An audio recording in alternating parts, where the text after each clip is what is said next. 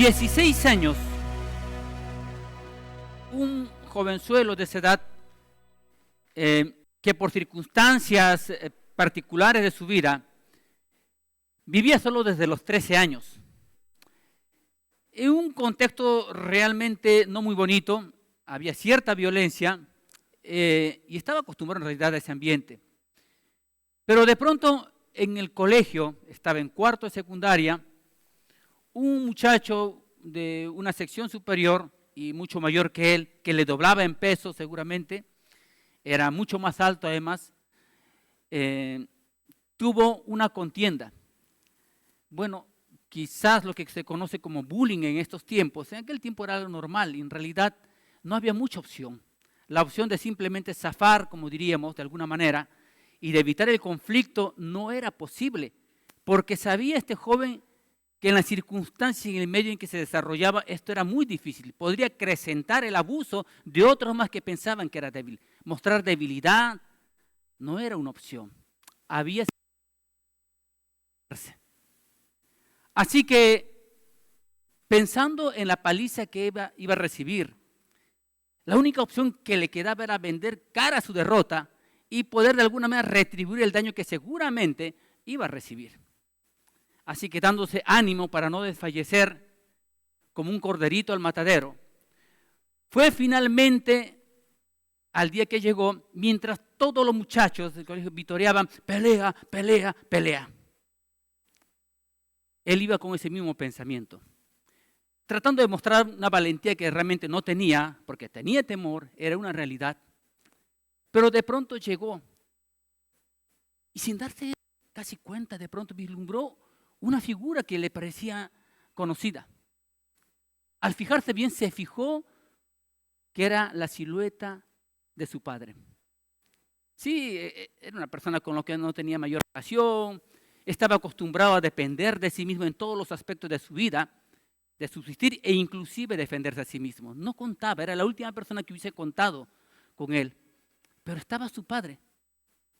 Un hombre no muy alto, pero rudo, con manos callosas, de tamaño realmente inapropiado para su tamaño. Bastante macizo, pero sobre todo con una expresión en su cara de seriedad que realmente atemorizaba. Era su padre. De pronto, el corazón de ese hombre cambió y tomó valor. Lo que de pronto eran dudas se convirtió en convicción y confianza. De tal manera que el otro tipo realmente se sintió afectado y de pronto el conflicto no pasó a mayores. ¿Sabe por qué? Solamente por la actitud de confianza, valor que provocó el padre en ese joven. Es una historia que atesoro en mi corazón porque es mi historia y la historia de mi padre. Quizás las pocas veces que pude ver la figura de un hombre con el que no contaba, pero que en ese momento se convirtió en mi padre. Y ese joven en ese momento tenía la posibilidad o la idea de ser casi un Superman moderno, que podía con cualquiera. ¿Y sabe por qué? Porque había un padre que lo respaldaba. Su confianza descansaba en él. Eso me lleva a preguntarle lo siguiente. ¿Sabe usted quién es su padre? Y no me refiero a su padre físico o natural. Me refiero a su Padre celestial. ¿Cuánta confianza tiene en él? ¿Dónde descansa realmente su confianza en el momento que tiene que enfrentar un conflicto, una dificultad, una prueba? Porque le aseguro una cosa, eso hace una gran diferencia. Lo hizo en este joven temeroso. Lo convirtió en un león en ese momento. ¿Cuánto más cuando sabemos y conocemos quién es nuestro Padre, que nos respalda, nos sustenta y en el cual realmente podemos descansar? Pero esta no es solamente la historia de un joven común y corriente, sino la historia a lo largo de la historia bíblica también, de la historia de la iglesia, de muchos otros que también confiaron en ese Padre. Y uno de ellos es David, al cual quiero referirme y para lo cual yo quiero que me acompañe, por favor, al capítulo 23 del libro de Salmos, del hermoso libro de Salmos. Estos 6 versículos que conforman este capítulo realmente contienen una profundidad en sus enseñanzas que seguramente no bastarían solamente un día para dar un mensaje o una clase. Estoy seguro que no bastarían un par de decenas de clases o de mensajes. Sin embargo, hoy quiero limitarme a los aspectos que considero más importantes, que de alguna manera puedan darnos luces en lo mucho que Dios quiere decirnos, en lo que Dios me ha hablado particularmente y en lo que a lo largo de la semana he estado orando también para que también pueda hablarle a usted. Pero le quiero adelantar una cosa. Dios ha hablado fuertemente a mi corazón y es mi anhelo y es mi oración también que le pueda hablar esta mañana a usted. Así que vamos a leer Salmos capítulo 23. Jehová es mi pastor, nada me faltará. En lugares de delicados pasos me hará descansar. Junto a aguas de reposo me pastoreará. Confortará mi alma. Me guiará por sendas de justicia por amor de su nombre. Aunque ande en valle de sombra de muerte, no temeré mal alguno, porque tú estarás conmigo. Tu vara y tu cayado me infundirán aliento. Aderezas mesa delante de mí en presencia de mis angustiadores. Unges mi cabeza con aceite, mi copa está rebosando. Ciertamente el bien y la misericordia me seguirán todos los días de mi vida, y en la casa de Jehová moraré por largos días. El contexto nos obliga en estos 6 versículos poder considerar además también las circunstancias históricas en las cuales se desarrolla estas palabras. Se atribuye principalmente este salmo, en este caso, como bien lo dice el subtítulo, Salmo de David, a este famoso rey, uno de los principales, o quizás el principal rey en toda la historia de Israel.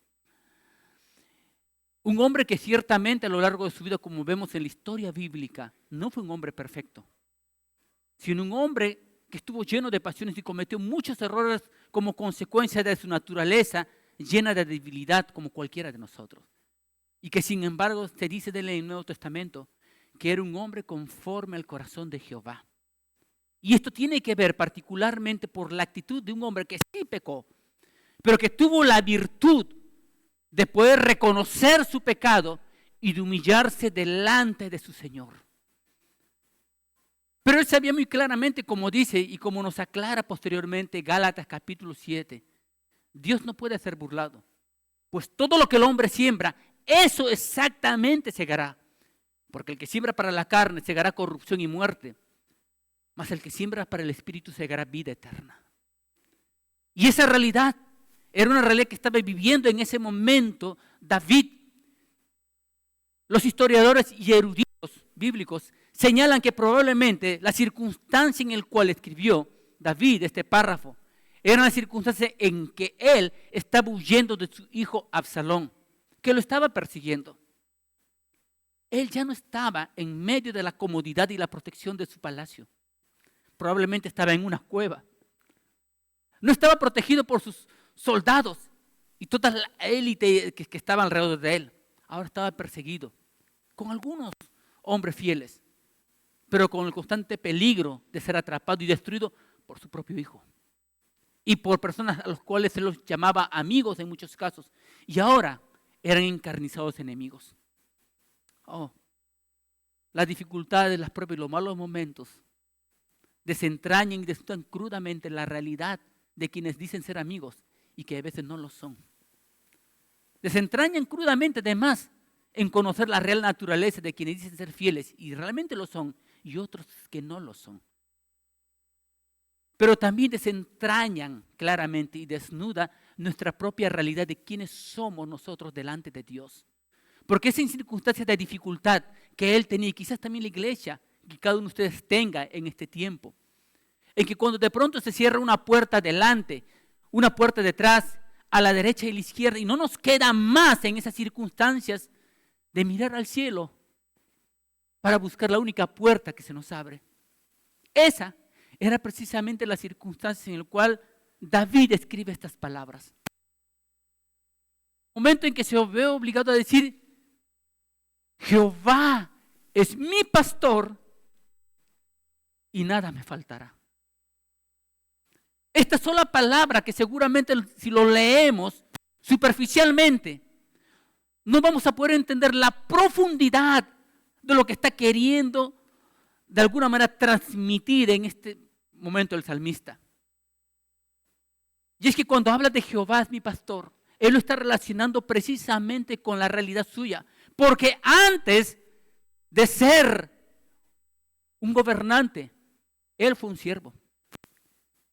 Porque antes de ser un rey, él fue un pastor. Así que era una circunstancia, una realidad y un lenguaje que él era propio y natural, porque él la conocía, pero que también era un lenguaje que conocían sus oyentes, sus lectores. Sabía a qué cosa se refería. Y de esa manera podía utilizar este simbolismo para retratar el carácter de un Dios maravilloso que se presenta como padre y como pastor, con todas las particulares que ello implica. Su provisión, su amor, su protección, su perdón, su capacidad de restaurar y conducir a sus ovejas. ¿Quién mejor que David para retratar el carácter de Dios a través de esta figura? Él era un pastor, él fue un pastor y nunca dejó de serlo. Aunque primero pastoreó ovejas, aprendió también con el tiempo a pastorear hombres. Y falló como pastor de ovejas seguramente en algún momento. Y falló como pastor de hombres. Pero es que él sabía una realidad, que el pastor de pastores, él no le podía fallar. Ciertamente el Nuevo Testamento, en el capítulo 10 de Juan, señala esa realidad cuando dice, el buen pastor da su vida por las ovejas. Y señala además otra realidad. Mis ovejas oyen mi voz y yo las conozco y ellas me siguen. No se equivoque.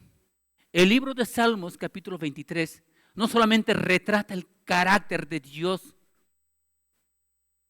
como pastor, como padre, también retrata el carácter del hombre y su necesidad como oveja delante de Dios.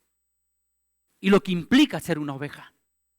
Así que cuando dice en ese momento David, Jehová es mi pastor y nada me faltará, había razones, muchas razones para poder decirlo. Y podemos encontrar la base de la estructura de lo que está queriendo comunicar en este momento David. Y hay 6 aspectos en los cuales podemos desarrollar esta estructura. Número 1 es la provisión de Dios. Número 2, pastor que no solamente provee, sino que guía. Número 3, pastor que no solamente provee, guía, sino también da protección. Número 4, que da cuidado y aceptación. Y finalmente, un pastor que provee esperanza. Así que vamos a ver rápidamente estos 5 aspectos de lo que está queriendo comunicar en ese momento el salmista. Y señala, después de decir, Jehová es mi pastor, nada me faltará. El primer aspecto, la provisión. Versículo 2 señala, en lugares de delicados pastos me hará descansar y junto a aguas de reposo me pastoreará. En 1949, una famosa revista americana publicó un artículo en el cual entrevistó a un famoso vasco, era un pastor, Alfonso Davis me parece, al cual le respaldaba 20 generaciones anteriores suyos que eran pastores. Ahora él residía en Nevada. Estamos hablando de un hombre que sabe lo que es pastorear. 20 generaciones le antecedían. Así que era un experto. Y en la entrevista que le hicieron, que posteriormente, un año después, en 1950, la revista Reader's Digest, que también lo republicó en 1980, él señalaba lo siguiente. Cuando le pidieron su apreciación sobre el Salmo 23, ¿qué podía decir como pastor? Él dijo, en realidad, es muy cierto.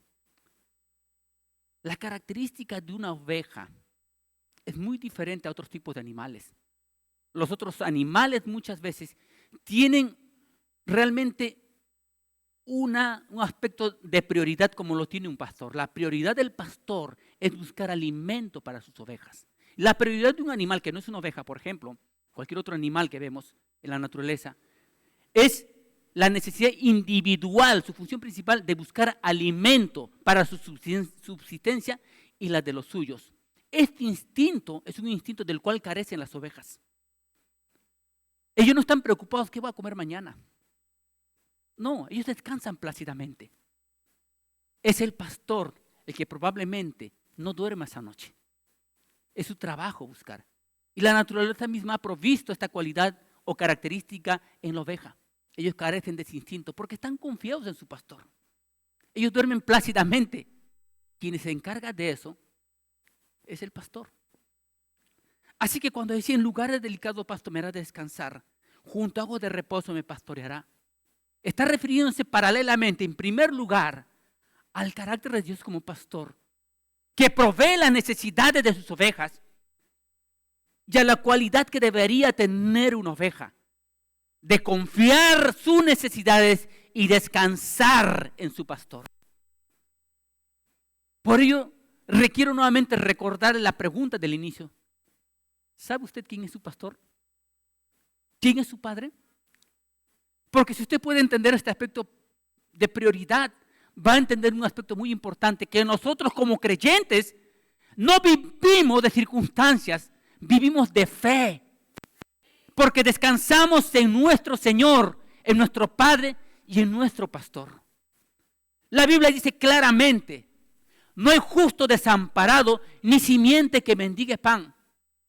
Si las aves del cielo que no siembran ni ciegan, y Dios tiene cuidado de ellas, y los lirios del campo, ni Salomón se vistió como ellas en su belleza, ¿cuánto más no dará vuestro Padre si se lo pedís? Un Dios maravilloso que no tuvo reparos en dar lo más valioso y maravilloso que tenía, que es su Hijo. Dios mismo encarnándose como hombre, por amor a ti y por amor a mí. ¿Podrías dudar tú de su amor? ¿Podrías dudar tú de su cuidado, de su provisión y de su protección? A ese Dios es el que me refiero. Pero por supuesto, hablar de necesidades implica hacer una salvedad y una distinción muy importante. Porque una cosa es carecer de algo, una cosa es la carencia de algo y otra cosa es la indigencia. ¿Me explico? Si uno quisiera de repente subir una cuesta y no tiene de repente un bastón o un cayado, le va a ser un poco dificultoso, pero no es imprescindible. Igual sin bastón puedes subir una cuesta. Pero si te falta una pierna, ahí estamos hablando de otra cosa. Eso sí es imprescindible. ¿Sabe usted que Santiago señala una realidad? Pedís y no recibís, porque pedís mal para gastar en vuestros deleites. Debes saber una realidad con respecto a nuestro Señor. Dios no te va a dar lo que quieres. Dios te va a dar lo que necesitas para cumplir su propósito. Como pastor debo reconocer que no tengo todos los recursos que quisiera. No tengo los recursos para los libros que quisiera y para los materiales que quisiera. No tengo los recursos para dedicarme como quisiera al llamado y al ministerio que Dios me ha dado. Pero tengo lo suficiente para hacerlo. Y le doy gracias a Dios por ello. Quizás usted mencione y diga a sí mismo, pero no tengo un palacio. Pero tienes un techo, por más humilde que sea, que no ha faltado sobre tu cabeza. Y puedes darle gloria a Dios por eso.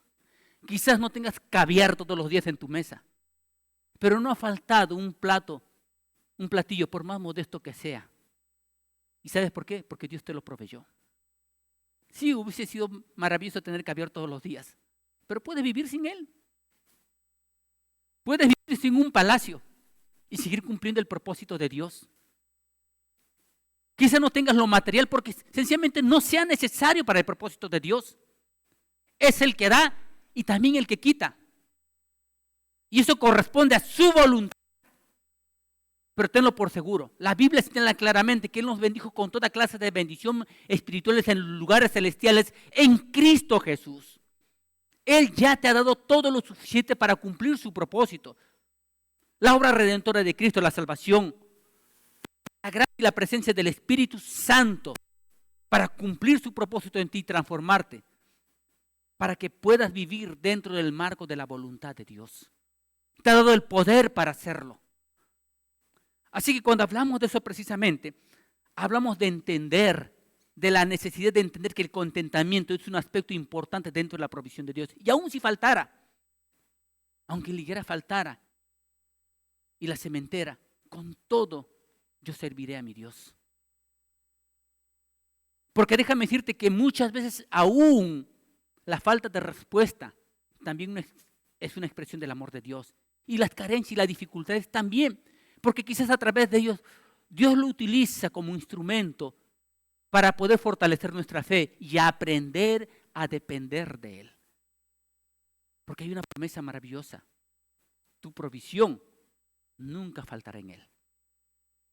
Sí habrán dificultades, por supuesto que sí. La Biblia nunca en ninguna parte, ni en el Antiguo ni en el Nuevo Testamento, promete que todas las cosas te van a ir perfectamente y no vas a tener ninguna necesidad. Pero gloria a Dios, aún por las pruebas, la dificultad y las necesidades, porque en ello también hay propósito del Señor.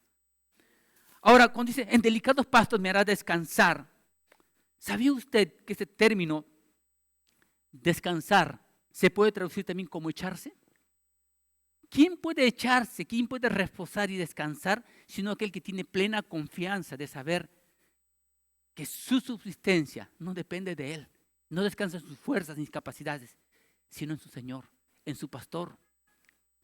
Por eso usted y yo podemos vivir en paz, a pesar de las dificultades, las pruebas, las circunstancias. Por eso lo primero que quiero hacer esta mañana es recordarte este aspecto y animar tu corazón. No sé qué estés pasando. No sé cuál sea tu dificultad, no sé cuál sea tu prueba. Todos los tenemos en mayor o en menor medida. Pero lo que sí tengo en claro es que forma parte de tu propósito y que Dios nunca te va a abandonar. ¿Puedes creer esto? Dios nunca te va a abandonar. Porque Él no nos ha dado ninguna prueba que no sea humana. Sino que fiel es Dios que conjuntamente con la prueba, escucha esto, Él siempre nos va a dar la salida. Gloria a Dios por ello. Porque podemos descansar en nuestro Señor. Así que la provisión era muy importante, pero ¿sabe usted que la provisión de Dios, aunque acá se refiere a un aspecto natural y físico, el Nuevo Testamento nos señala también y profundiza en una necesidad aún mayor cuando nos damos cuenta que en el libro de Juan nos señala claramente, en el capítulo 6, por ejemplo, cuando Dios da de comer a unos hambrientos. La Biblia señala 5,000 personas, aunque eruditos e historiadores bíblicos señalan que contando con las mujeres y los niños que no se contaban, probablemente el número sobrepasaba las 10,000 personas. Y todos fueron alimentados maravillosamente y de manera milagrosa con unos cuantos pescaditos y unos pancitos. Dios proveyendo. Y de pronto Jesús, cuando fue y se trasladó al otro lado, ellos le siguieron. Y Jesús les dijo algo muy interesante. Y me seguís por el pan que coméis. Trabajad no por el pan que perece, sino por el pan que a vida eterna permanece. ¿Y sabe a qué se refiere ese pan? Su palabra. Su palabra. Cuando la Biblia señala, en lugares delicados tus pastos me hará descansar y junto a aguas de reposo me pastoreará. El Nuevo Testamento señala precisamente la posibilidad de provisión, no solamente en el aspecto físico y material, sino también en el aspecto espiritual. Y lo profundiza en Juan. Porque así como es necesario el alimento físico para nuestra subsistencia física y material, también es tan necesario aún más suplir la necesidad espiritual. Y mira, y así como las aves del cielo, y también los lirios del campo no trabajan y son provistas por el Señor, también Dios nos da gratuitamente y provisión constantemente a través de su palabra. Pero ahí también descansa, por supuesto, la actitud de la oveja. ¿Sabe qué es la oveja? Confía en su pastor y se deja guiar por ella. Y se deja proveer por él. Como ovejas, ¿Cuál debería ser nuestra característica, además de ser provistas por Él en su provisión física, también en nuestra provisión espiritual?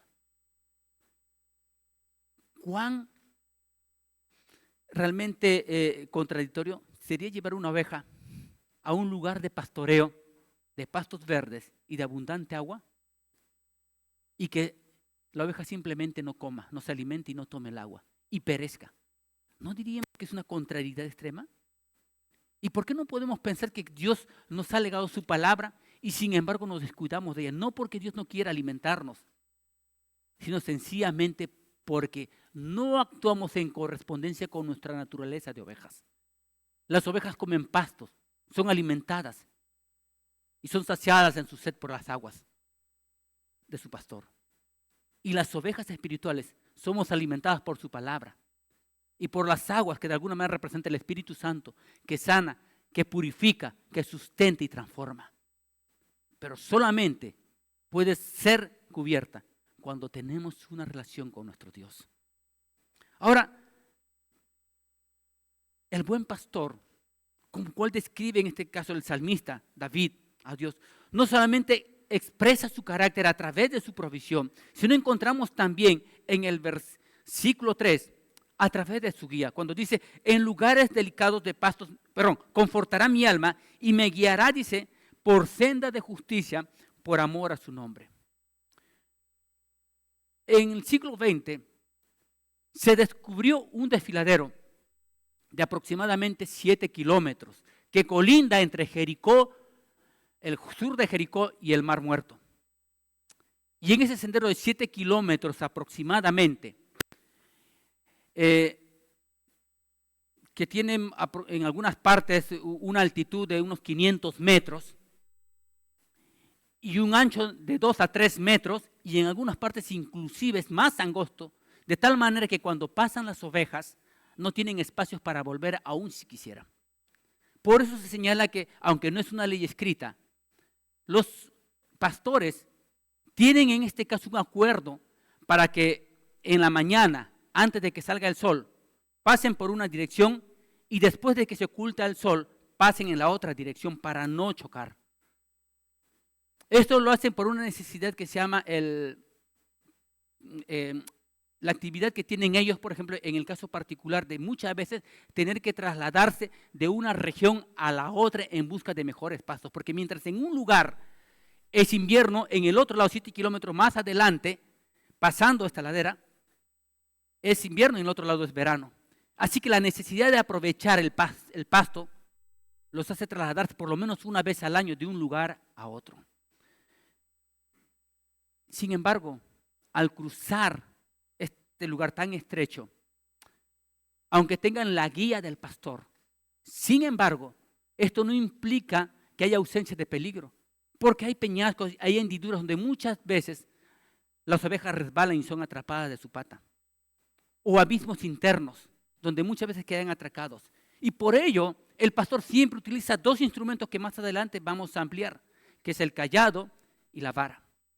En este caso particular utiliza el cayado, que es una especie de bastón que en la parte superior tiene una especie de curva, con el cual coge a la oveja que resbala o se atraca, si es pequeña del cuerpo y si es un poco grande del cuello, para ayudarlo a salir y nuevamente llevarlo por el camino. Cuando dice, confortará mi alma y me guiará por sendas de justicia por amor de su nombre, está hablando precisamente de eso, de la importancia como ovejas de estar junto a nuestro pastor en obediencia. ¿Sabe usted que la generalidad de las ovejas es siempre ir delante o detrás de su pastor? Mire, el libro de Juan, en el capítulo señala esa característica. Las ovejas, mis ovejas oyen mi voz y yo las conozco, dice, y ellas me siguen. La familia mía es de la región de Ayacucho. Y ya han habido algunas veces que he visitado a familiares, cuando tenía familiares, a mi abuela en particular. Y ella criaba dentro de su ganado cabras y bastante cabritas, pero no tenía ovejas. Así que pude ver de primera mano, porque alguna vez se me ocurrió aventurarme a ayudar a la abuela, y tenía bastantes cabritas, y vi que el carácter de las cabritas es tremendo, porque las cabritas no son obedientes, les aseguro. Son muy poco obedientes, así que cuando ven un pastizal por acá, o sembríos de maíz o de trigo, y de repente la cerca que para el camino es muy baja, simplemente saltan encima y hacen un desastre. Así que normalmente los que son pastores de cabritas tienen mucho respeto a los demás pastores. Tienen que ser jóvenes, tienen que tener mucha capacidad física para correr detrás y de la otra. Pero contrariamente a ellos, los que pastoreaban ovejitas y los que son de provincias o tienen familiares en provincias deben saber esto, que los que pastorean las ovejitas iban delante. ¿Y sabe usted que las ovejitas van detrás de ellos como si fueran perritos? Se detienen si el pastor se detiene y avanzan si el pastor avanza y van por el camino que el pastor señala. Esa es la característica de ellos. Y el permanecer junto a ellos es de bendición. Por supuesto, aunque la generalidad de las características de las ovejas es esa, nunca falta una que otra rebelde, que siempre quiere hacer lo mismo que las cabritas. Por eso la necesidad del callado. Cuán importante, querido hermano, como ovejas de nuestro pastor también, es que usted pueda considerar no solamente la provisión de Dios, sino también la obediencia como un aspecto esencial del segundo aspecto, la guía. No hacer caso de la guía del Señor es exponernos muchas veces a muchos peligros que vamos a ver en el siguiente versículo.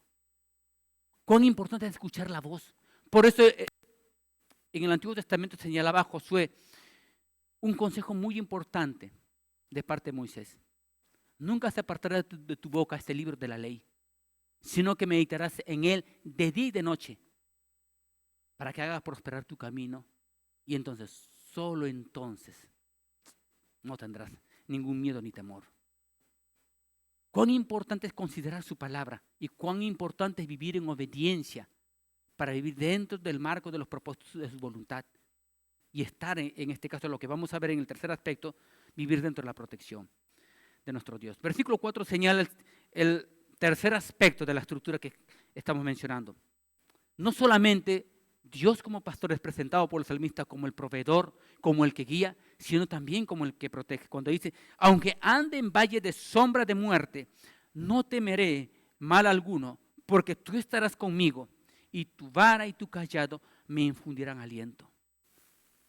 David, como pastor, lo menciona claramente y lo señala en más de una oportunidad, cuando tenía que enfrentar, en este caso, al gigante Goliat. Expresa sus argumentos delante de Saúl diciendo que él era un pastor que había tenido que enfrentar leones y osos y los había vencido. ¿Y sabe cuáles eran las características o las herramientas indispensables en este caso particular de un pastor? Dos cosas. Su cayado, dice, en primer lugar, y en este caso su bastón. Señala, tu vara y tu cayado me infundirán aliento. El cayado, como mencionamos, era una especie de bastón en cuya parte superior era curvo de tal manera que se acomodaba a la estructura del animalito. Podía en este caso, cuando una oveja quería desviarse, nuevamente tomarla del cuello o del cuerpo para cargarla nuevamente al camino. Pero el otro aspecto, la vara, correspondía a una especie de garrote, que en la parte superior tenía pinchos, es decir, especie de clavos ahí, como un garrote, para que manejaban con suma destreza y para esa manera poder defender a su ganado, a las ovejitas, de las fieras del campo. Si en aquel tiempo abundaban los leones y también los osos. Hoy en día, y en el aspecto espiritual, aunque no tengamos que enfrentar ni osos ni leones, sí tenemos que confrontar muchas veces lobos. Y Dios lo sabe. El peligro de ser confrontados por agentes del enemigo, que la Biblia lo describe como lobos en medio de su redil, es precisamente al cual nos vemos expuestos cuando precisamente nos salimos del propósito y la voluntad de nuestro Dios, cuando no escuchamos sus palabras, cuando nos desviamos por caminos que la Biblia dice, hay caminos que al hombre le parecen perfectos, pero su fin, dice, es de muerte. Pero yo considero que esto está bien y esto otro también. Pero ¿qué dice la palabra? Porque no se trata de lo que tú creas o de lo que yo crea, sino de lo que la Biblia dice. Porque cielo y tierra pasarán, mas su palabra nunca dejará de ser. Porque Dios es el mismo de ayer, de hoy y de siempre. Su inmutabilidad es un aspecto esencial dentro del carácter y la virtud de Dios. Él no cambia. Y su justicia y su palabra y su verdad permanecen por siempre. Así que lo que yo piense o lo que yo crea tiene límites, porque soy un ser humano y me puedo equivocar y me equivoco como usted también. Y lo que debe prevalecer siempre es lo que dice su palabra. Por favor, entiende esto. Nuestro llamado como ovejas es entender que nuestra provisión de nuestras necesidades y dificultades descansa en el Señor, porque Él es pastor. Que nuestra guía y dirección descanse en la sabiduría de Dios, porque Él es nuestro pastor. Que nuestra protección descanse en la obediencia y en estar junto al pastor, porque Él es tu protector y es mi protector. Pero el cuarto aspecto de esta estructura lo vemos en el versículo 5 cuando dice: aderezas mesa delante de mí en presencia de mis angustiadores y unges mi cabeza con aceite, mi copa está rebosando. Y acá encontramos un aspecto muy importante: el cuidado, pero además la aceptación de Dios. En aquel tiempo, luego de ser pastoreados, al caer la tarde, y son nuevamente conducidos al redil, de acá probablemente se tome el nombre de la puerta estrecha. Ellos eran dirigidos al corral, una puerta muy pequeñita que permitía que entraran uno por uno las ovejas. ¿Y por qué había esta necesidad? Porque le permitía en este caso al pastor, al recibir las ovejas, poder examinarlas individualmente. Se procuraba para ello, se dice, un tazón muy grande de agua y otra vasija con aceite. ¿Y saben por qué lo hacía? Para poder revisar a las ovejitas. Si de repente, por causa de su actividad de alimentarse, de repente estaban magullados, cortados, tenían de repente algún bichito, alguna picadura. De tal manera que lavaba esas heridas con cuidado y luego los ungía con aceite para desinfectarlos, expresando de esa manera el cuidado de nuestro Señor. Pero por supuesto también el aceite se utilizaba para dos aspectos también interesantes, otros dos aspectos interesantes. El primero de ellos tiene que ver en esta figura en que se utilizaba para ungir a reyes, a sacerdotes y a profetas. Y otro tercer aspecto es que se utilizaba esta misma figura cuando la cultura misma de los orientales implicaba la exigencia de ser buenos anfitriones y hospedadores. Así que cuando venía una persona, para ellos era un honor recibir a esta persona y ser buenos hospedadores. Su cultura les exigía ese aspecto. Y una manera de demostrarse como buenos anfitriones era prodigarle, además de lavar los pies, es por supuesto ungirlo con aceite, un óleo perfumado, para poder refrescarlo en un calor tan incesante. Pero además también servirle una copa llena de vino.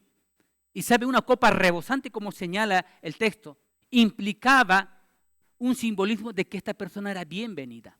Sin embargo, al pasar del tiempo, cuando muchas veces algunos visitantes abusaban del amor y de la consideración del anfitrión, lo que hacía el anfitrión de una manera muy interesante e inteligente era empezar a disminuir la copa. Así que un visitante sabía que si ya la copa no estaba rebosante, significa que ya no estaba siendo muy bienvenido.